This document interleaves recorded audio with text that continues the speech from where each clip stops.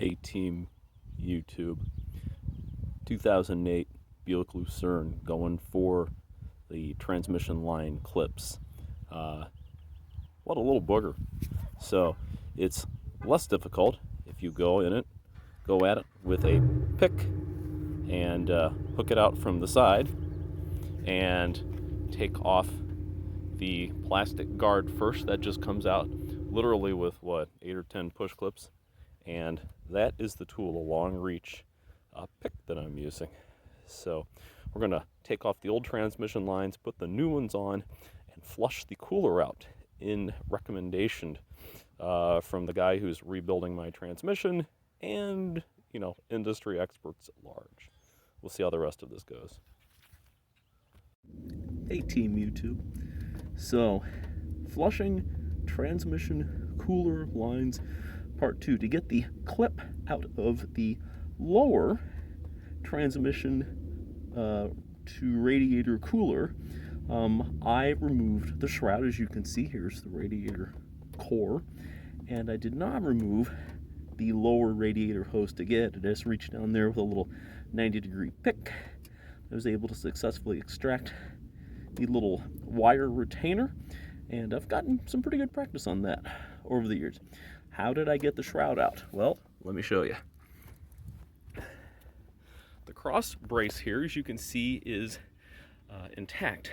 But what I did do is remove the top of the air cleaner.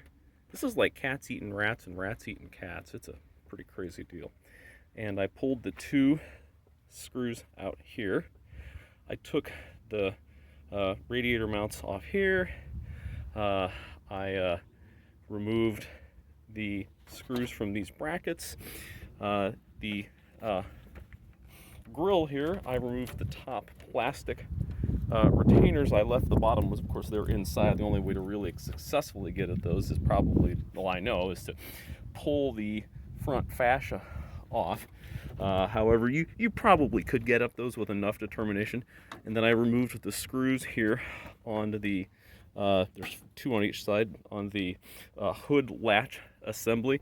I didn't take the wiring harness off. You could then kind of scooch this thing up to get yourself just enough room to slide the shroud out. Of course, the shroud has, and this is from a repair a few years ago, inserts where you so 4 points of contact, and then the little side guide here that pops into a radiator support, and there's the side guide here that kind of pushes down into the thing, and then you have 2 more mounts over here.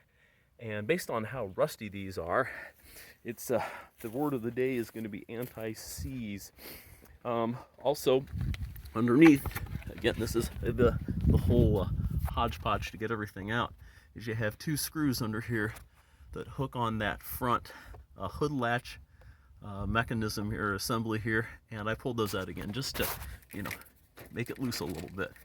So I did end up having to pull the top radiator hose on this side. As you can see, I lost a little bit of coolant, so pulled the radiator hose off, but not really a big deal. Got my handy catch pan there.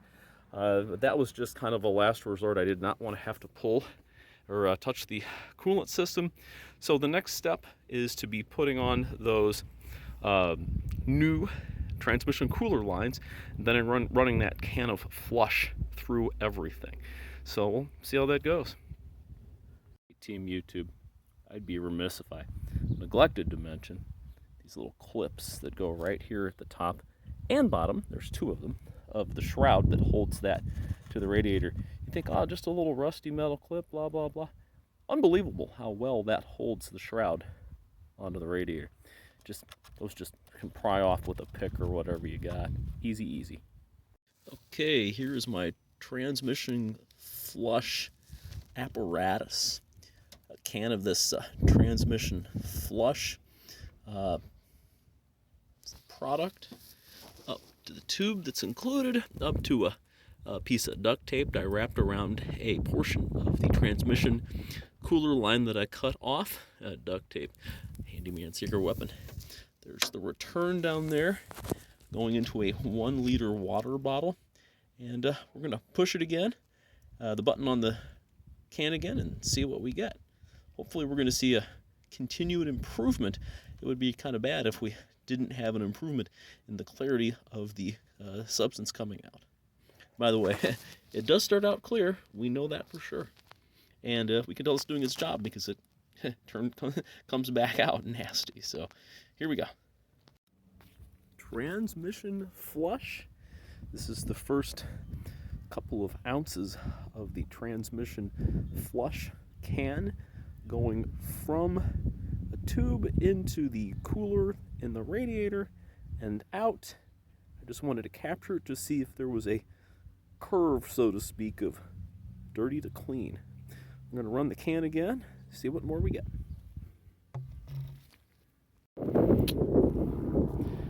Et voila, or whatever they say that. This is the third shot of a few ounces going through the transmission cooler. As you can see, it's almost clear. So all I can say is, based on if a color change indicates the product is working, we went from essentially thick black coffee all the way to Everclear? I don't know. Don't know what's in the product, but by all accounts, it looks like it's working great. They say for best results, use the whole can. I figure for the hundreds of dollars I'm spending on a transmission, I certainly don't want to contaminate it with a transmission cooler that's full of junk that'll just get sucked right back into the transmission when the rebuilt transmission is installed. All right, YouTube, this is fascinating stuff. Have a great day. Okay, after the transmission flush, first step to getting everything back together is to put the shroud, back in. Of course, on this cross brace here, you can kind of, with all the fasteners removed, you can kind of lift it up a little bit and kind of help wiggle everything in. If you don't do that, essentially what you have to do is remove the entire front fascia to make it happen. And there's just enough room to, squeeze it in. If you just remove the fasteners from this brace here. So highly recommended. I did have to pull, as I said, the top radiator tube, but that's a small price to pay for taking off the front fascia and draining the radiator and all that sort of stuff. So moving on.